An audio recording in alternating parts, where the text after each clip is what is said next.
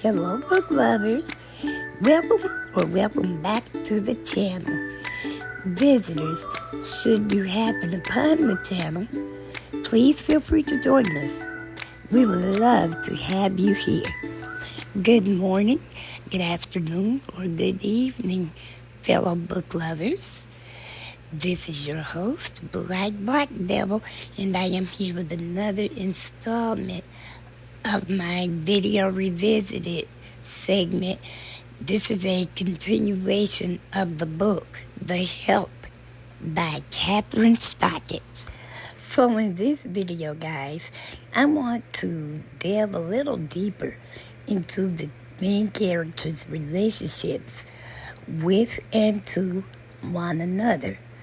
And the first one I am going to start off with is Skeeter Phelan. Now, to me, there were three characters that deeply enriched Skeeter's story for me. One of them is the relationship she had with one-time best friend Hilly Holbrook. Another one was her complex or complicated relationship she had with her mother, Charlotte Phelan. And then ultimately, the relationships that developed between Skeeter, Abilene, Minnie, and all of the rest of the people of color who were the hired help. But in this book specifically, the hired help was mainly focused on black women. So with that, all of that being said, let's go ahead and talk a little bit more about the relationship between Skeeter and Hilly. So after the commode catastrophe, right, Hilly was still seething and humiliated in anything less than flattering. That's how she was feeling. So she decided to go to Skeeter's house to confront her about Skeeter placing the article in the newspaper. Skeeter and her family live on the outskirts of Jackson. They have a cotton farm. Hilly went way out there to confront her, but instead she was confronted not so much by Skeeter, but by Skeeter's mother, Charlotte Phelan. She intercepted any physical confrontation that may have taken place. Yes, they did, Skeeter and Hilly, push or shove once or twice, but Charlotte intervened. And while Hilly was busy trying to tell Charlotte about her daughter, she ended up being run off. Charlotte read Hilly the riot act. And then she told, not so much as asked, she told her to leave. And so, reluctantly, Hilly did leave. Okay, now, Charlotte is going through cancer, although she seems to be in remission. But after they saw that Hilly did leave, and let me say this before I continue on. When Hilly and Skeeter were arguing or pushing each other, Skeeter was no shrinking violet. She held her own. But I think because Hilly had gotten away with bossing everybody for so long, she did not expect that from from Skeeter. Yes, so Skeeter wasn't a shrinking violet. Hilly probably would have gotten her butt beat that day had Skeeter's mom not come out when she did. But yes, back to the cancer. After they left, Charlotte asked Skeeter to help her in the house, and of course Skeeter does. Now, Skeeter went to college. When she graduated, her end goal was to get a job, which bothered her mother, Charlotte. Charlotte wanted her to graduate college, but come home, get married, and start her family. So when Skeeter was applying for different jobs, they were all away from home. She really wanted to go to New York City, so she applied for jobs in New York City. She wants to become a writer, which in real life is another thing, connecting the dots, so to speak, between Kathryn and Skeeter. They both wanted to be writers. Now, when Skeeter applied for one job in particular, she was a little too green. She didn't have any experience. She didn't have enough of what it took.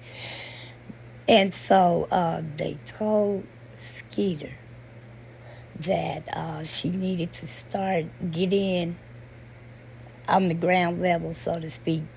They suggested that she take a job at her local newspaper, entry level, and work her way up from there. And to Skeeter's credit, that's what she did. You know, a lot of times people feel like certain things are beneath them. Oh, I have a college degree. And, you know, that is what people in high school or people without further education beyond high school, that is for them. I should, based on my credentials alone, I should not have to take entry-level jobs. But Skeeter was wise enough to know better, so she went right on, applied for a job at her local newspaper, and got it. Now, did she like the job? No. But that particular job was the catalyst that, you know, as the story is told, is the reason it came out the way it did, because she was able to accept someone else's constructive criticism, and it paid off for big time in the end. So, anyway, her mother had no idea that she had applied for jobs away from Jackson until one night someone from the publishing company called Skeeter. She wasn't at home, so her mother took the call.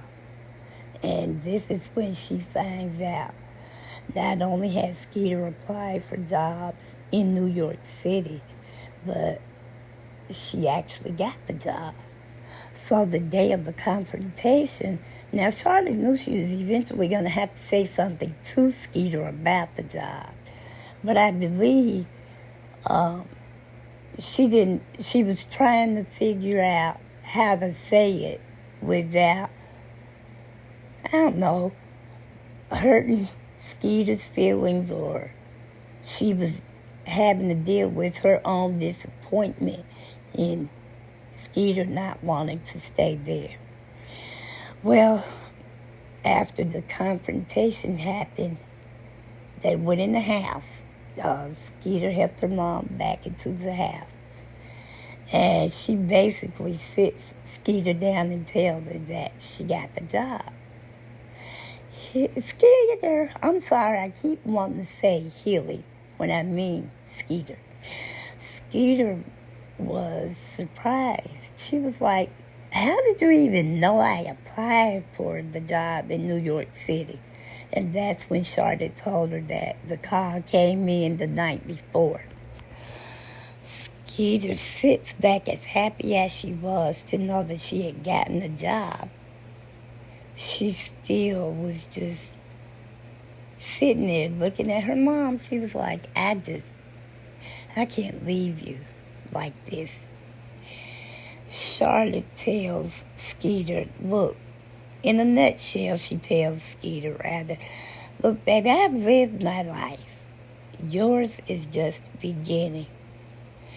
Although I would rather you be here, I understand that you have to forge your life for yourself. Make of it what you will. So she told Skeeter that she wanted to take her shopping to get her wardrobe together because, contrary to popular belief, we who live in the South, we are very well aware of the rest of the country's perception of us. And I think Charlotte was like, well, I may not be able to control what you all, the rest of the country, thinks about the way she speaks, about the way she carries herself. But you have to know that, and even if you didn't know that my daughter came for money, she is going to dress the part. And so off they went shopping for a totally new wardrobe for her to go to New York City. Okay. When she says that, she tells Skeeter, look, I know doctors say that there is usually an uptick right before you die.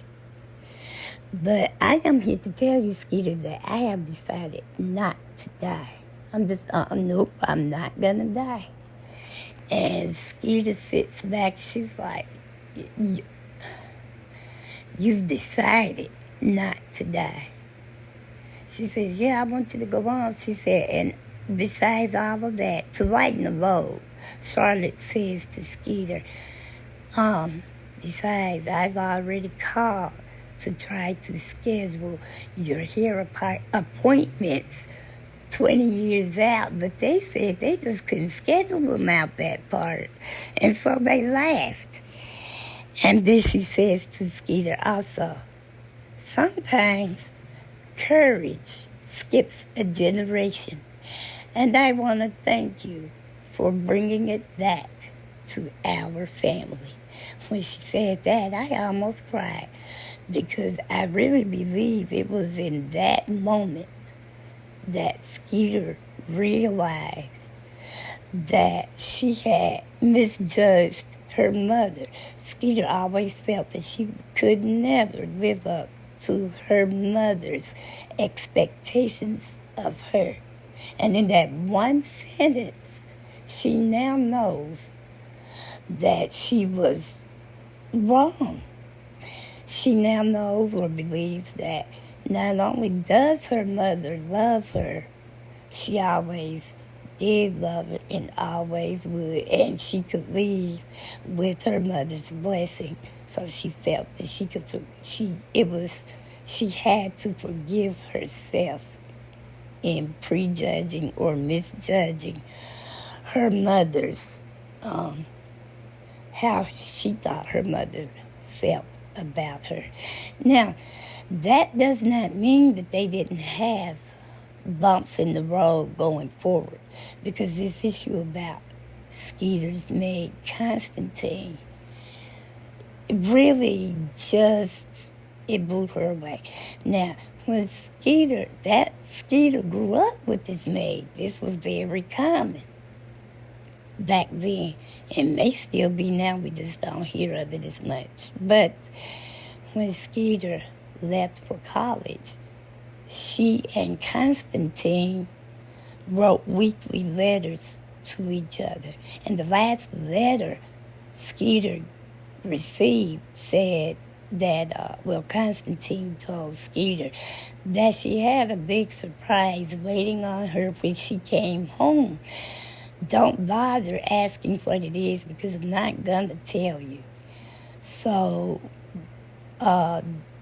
instead of walking for her graduation ceremony. She chose instead to just get her diploma and go home. That's what she did. Once she got home, though, and got settled, she asked her mom where Constantine was. And Charlotte just matter-of-factly said she doesn't work here. She doesn't work for us anymore, Skeeter. Went on about her business.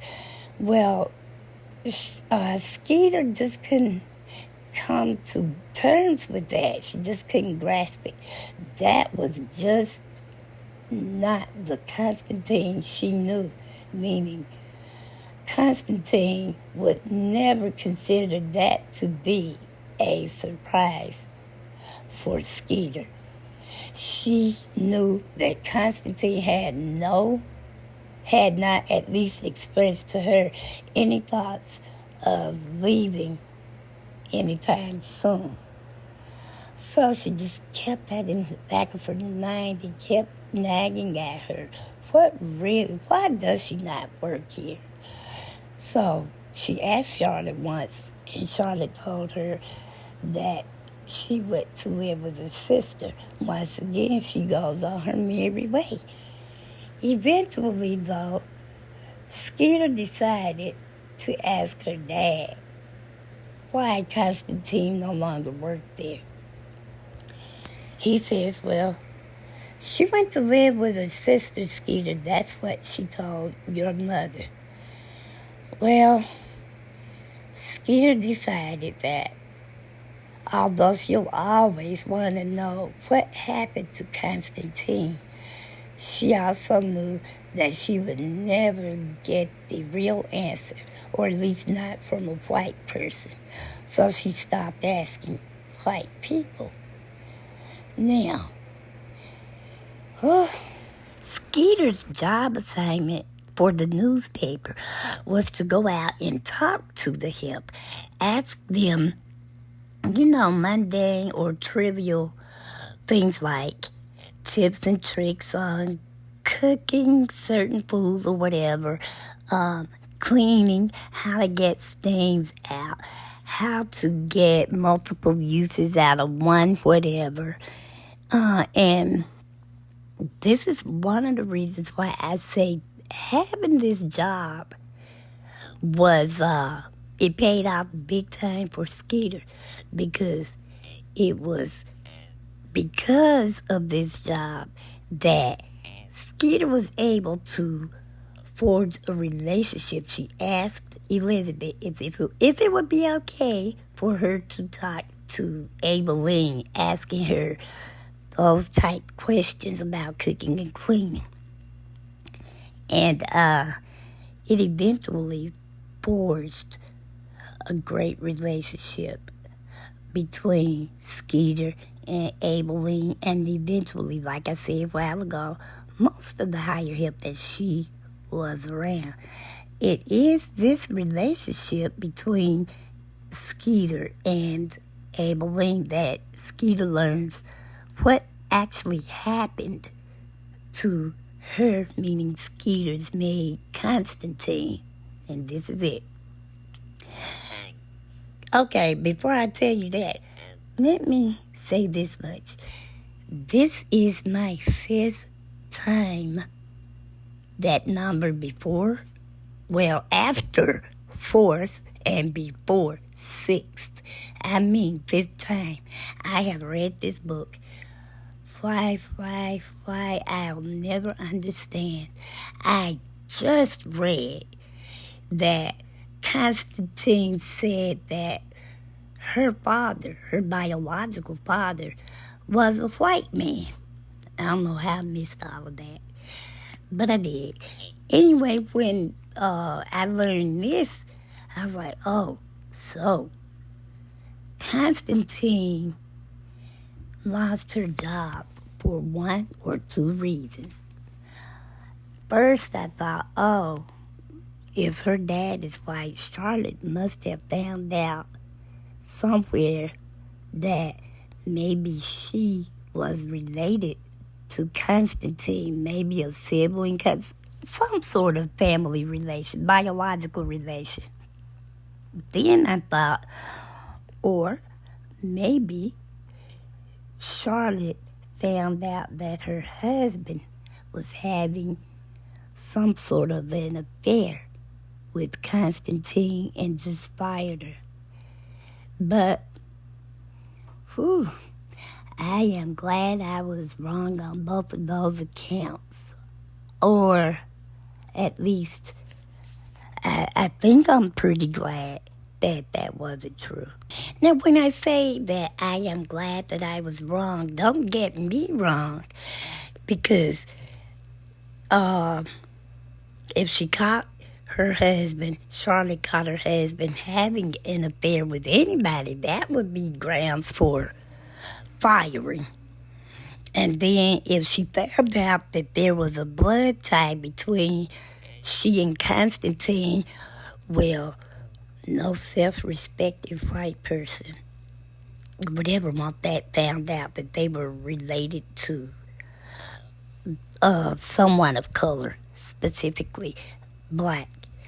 But as crazy as those are, I think that I could accept them as being two of the lesser evils. Because here is what really happened. Right up until the time Constantine sent Skeeter that last letter, Constantine had a daughter, one child. Her daughter's name, I don't know where I get the name Rachel from, but that's what I thought it was. But in the book they said that her daughter's name was Louisabelle. Yeah, I bet she wishes it was Rachel. But anyway, Constantine had a daughter, and her daughter was by a white man. When Constantine took the job working for Skeeter's family, she did have a room there at the house, although she did not live with them per se. There were times, though, when she would have to spend the night. Well, Constantine's daughter she had been placed at the age of 4. Constantine put her in an orphanage or some sort of shelter. She was no longer in Constantine's care because the little girl, I guess nowadays we would say she has ADD or ADHD or something along those lines. But whatever the case was, Constantine really could not handle raising her.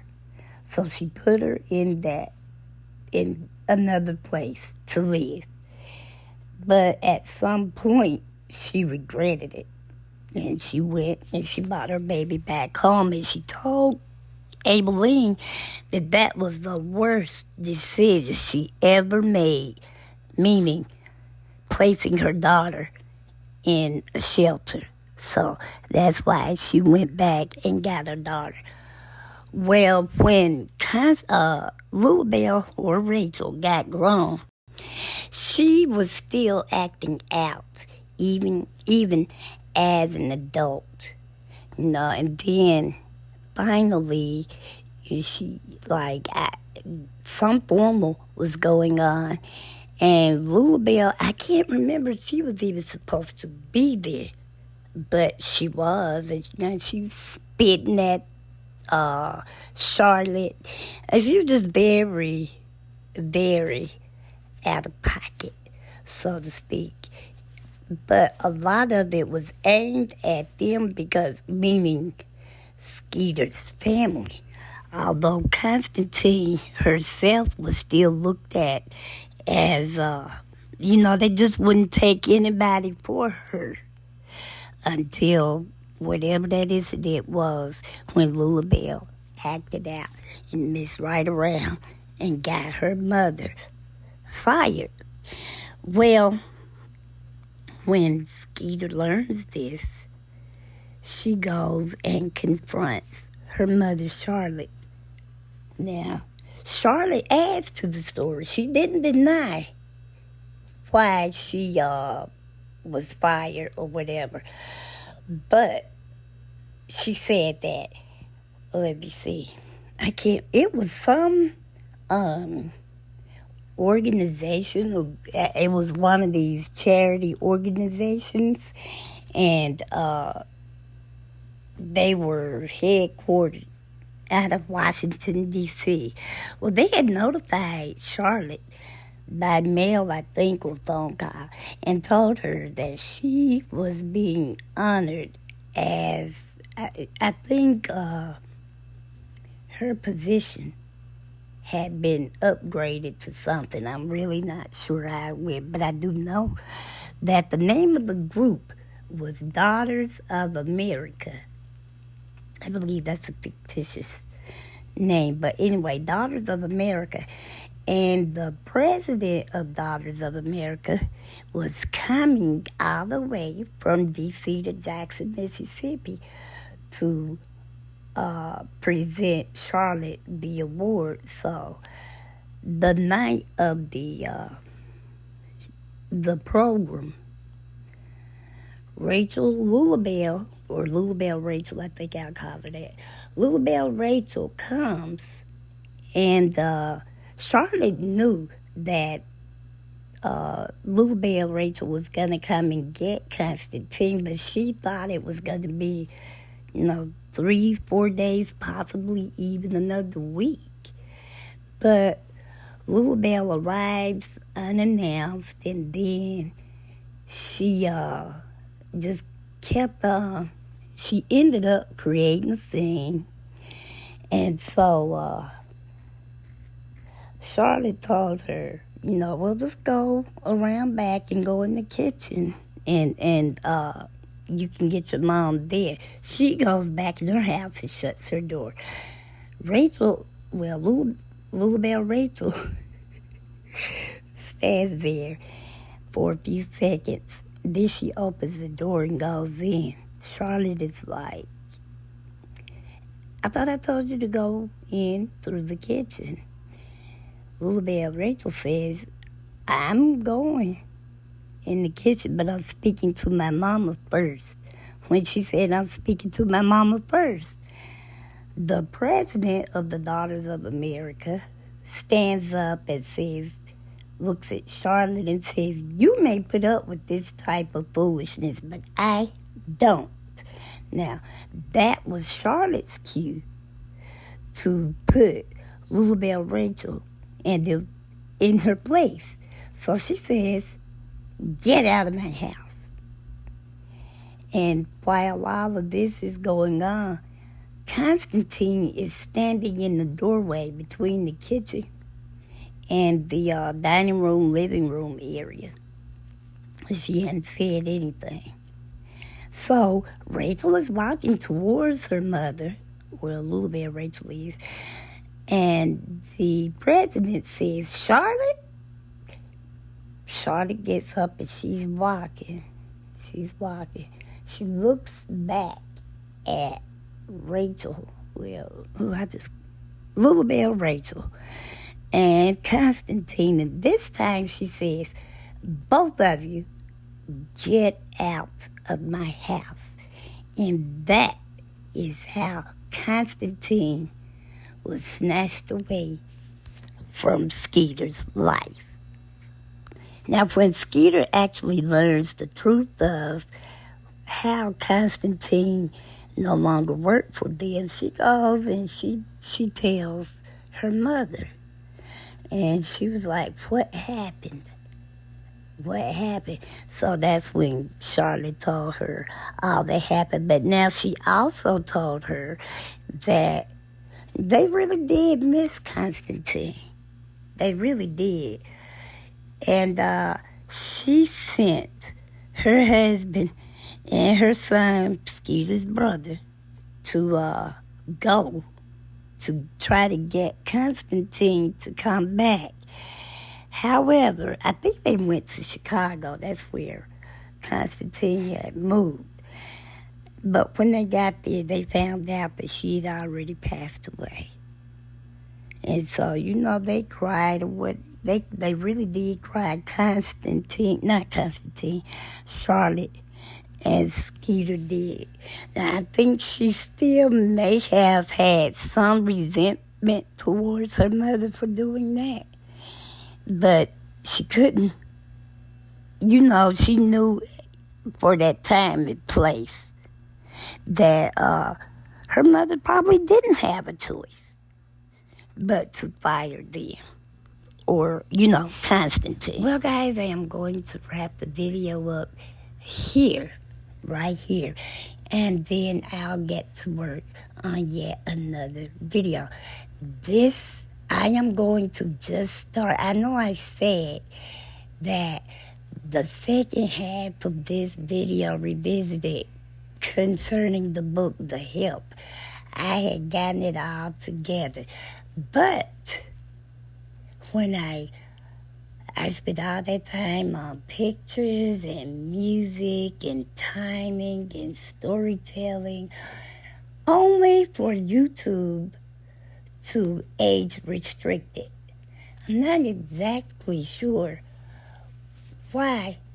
Only thing I think it may be is the subject matter. I will know if this video is allowed to go through. If this video goes through, then hey, maybe it was something in the pictures. So you will only be getting still shots from me until I get a better understanding or grasp on what is YouTube acceptable. I am going to try my best to pin that first telling of this video somewhere in the comment section, because like I say, I had all of the pictures and the story. Everything was just perfect. It all flowed together, only for YouTube to get in the way. But that's why, another reason. Yeah, I did all of that in the dark of the AM at 0:30 o'clock Sunday morning, this past Sunday morning. So I've decided that I am not going to say like part 2 of 2. I'm just going to put, like on this one, I'm just going to say part 2 and then put a question mark until I complete the book. And when I finally upload the last video regarding this book, I will say part 15 of 15. But just know when you see that question mark, all that means is there's another one coming. And in the meantime, book lovers, let me thank you all of you who are subscribed. I am even thankful for the visitors who just happened upon the channel. So something good did come out of it, though. YouTube restricting it. I went over to check, just random check comments, because sometimes, I may get a comment on a video that I posted months ago. Well, I didn't get any new comments, but guess what? I learned that I have 2 new subscribers. 2 new subscribers to my channel. That is so exciting to me. So welcome, welcome, welcome, subscriber number 1, subscriber number 2. Thank you so much for subscribing to this channel. Oh, that's almost as exciting as it was when I got my first subscriber all those years ago, 3 or 4 years ago now. But yes, I am so thankful that you chose to join the channel. And to my other subscribers who have been with me for a while, thank you for staying subscribed. So yeah, subscribers, thank you from my last one to my first ones. I thank you. Visitors, don't be shy. Go ahead. click the subscribe button. You see how much fun we have over here. Come on, join us so you too can be in on the shenanigans that goes on my channel, our channel, I should say. And subscribers and visitors alike, please don't forget to like and or share the video. And should you honor me with a comment, and I hope you will, do so respectfully. Make sure all of your notification bells are on and set to all, so you'll be notified every time, or hopefully you will be notified every time I upload a video. In the meantime, you know the old routine. As long as there are books around, there is always something to read. Thanks for watching and or listening, book lovers. Thank you for participating by commenting, liking, and sharing. And be safe. God bless.